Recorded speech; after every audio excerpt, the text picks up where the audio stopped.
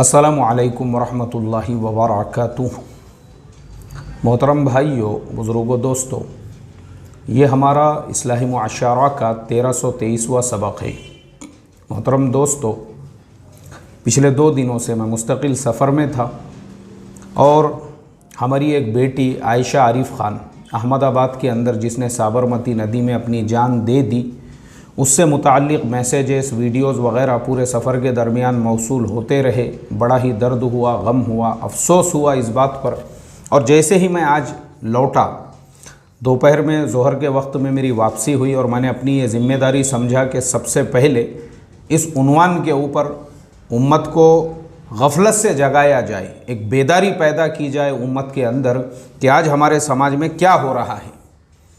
आयशा की ख़ुदकुशी वो सिर्फ उस अकेले बेटी की ख़ुदकुशी नहीं है, बल्कि वो करोड़ों बेटियां जो अपने ससुराल में रहती हैं, जो अपने घरों के अंदर एड़ियां रगड़ रही है, जो सिसक रही है, ये उन करोड़ों बेटियों की आहें हैं। और इसके लिए समाज में, जहाँ पे आयशा के केस पे हमने गौर किए, मैंने बाज़ाब्ता उस वीडियो को हमारे एक साइकाइट्रिस्ट दोस्त है उनके साथ में जो है शेयर किया और उनसे मैंने ये सवाल पूछा।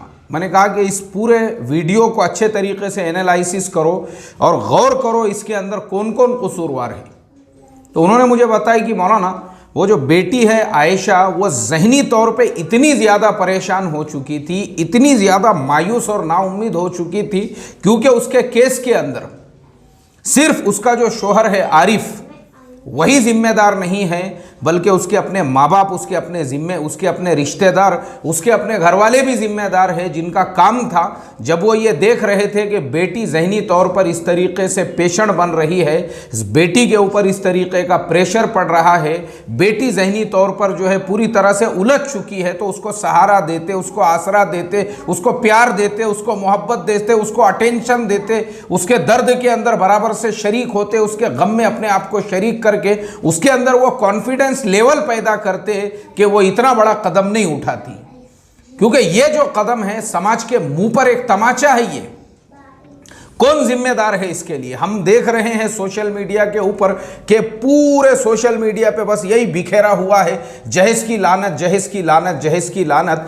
ये बात अपनी जगह पे बिल्कुल सही है कि जहेज की लानत इसके लिए जिम्मेदार है, लेकिन हमको ये नहीं भूलना चाहिए कि वो जो बेटी आयशा है, वो अपनी स्पीच में, वो जो 2 मिनट का वीडियो है, उसमें वो ये बता रही है कि आरिफ, मैं तुमसे तो बहुत मोहब्बत करती हूँ, और अपने बाप से वो ये इस बात की उम्मीद कर रही है और बाप से इस बात की दरख्वास्त कर रही है कि आप जो है उस केस को विड्रॉल कर लो, उस केस को आप वापस ले लो, केस करके कुछ फ़ायदा नहीं। तो इससे ये पता चल रहा है कि इस ख़ानदान के अंदर, इस घराने के अंदर पहले से ही बहुत ज़्यादा टेंशन क्रिएट हो चुका था।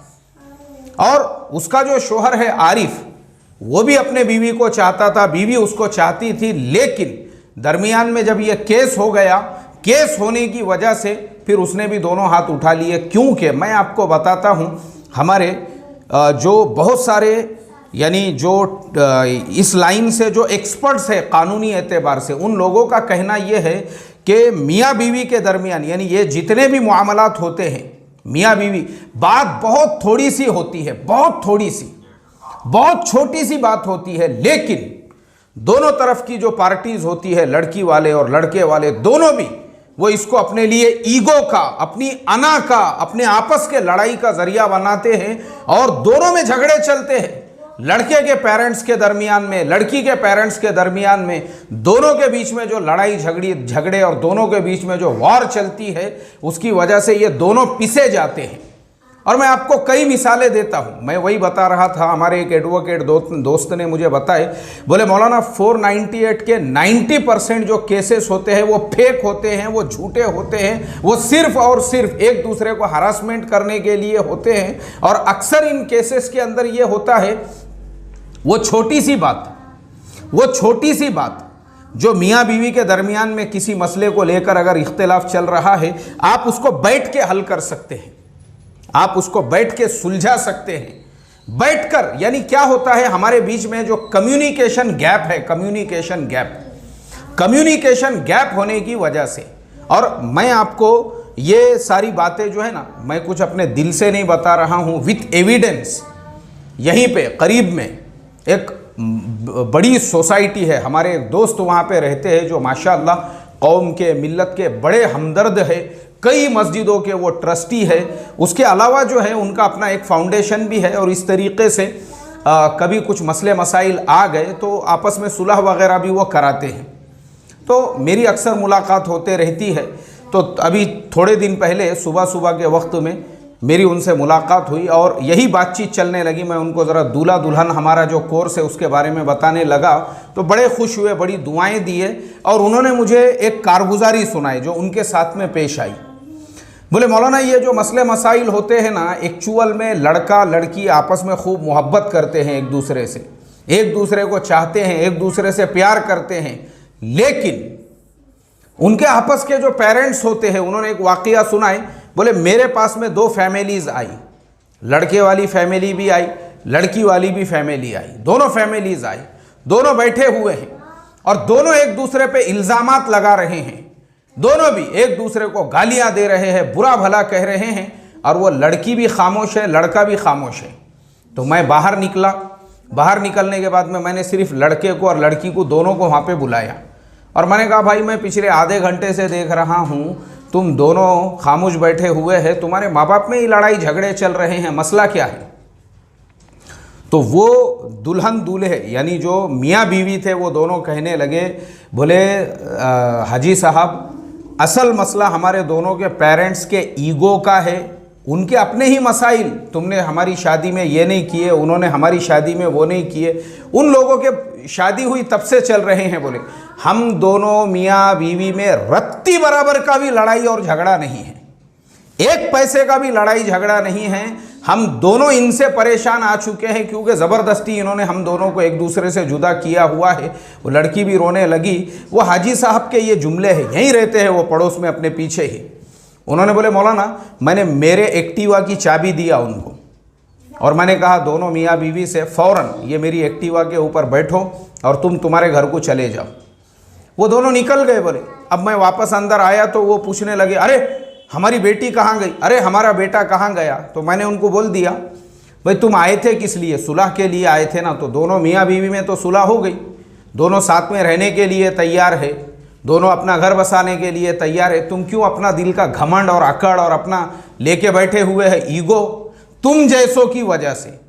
और हमारे एक साइकाइट्रिस्ट दोस्त है, उन्होंने मुझे बताए, बोले मौलाना ये जितने भी लड़ाई झगड़े होते हैं, चाहे मियाँ बीवी के दरमियान हो, दो दोस्तों के दरमियान हो, उनके दरमियान में कोई नफ़रतें, कोई लड़ाई झगड़े नहीं होती है, ये सब होते हैं थर्ड पार्टी इंटरफेयर की वजह से। Third party interfere, third party interfere किसे कहते हैं?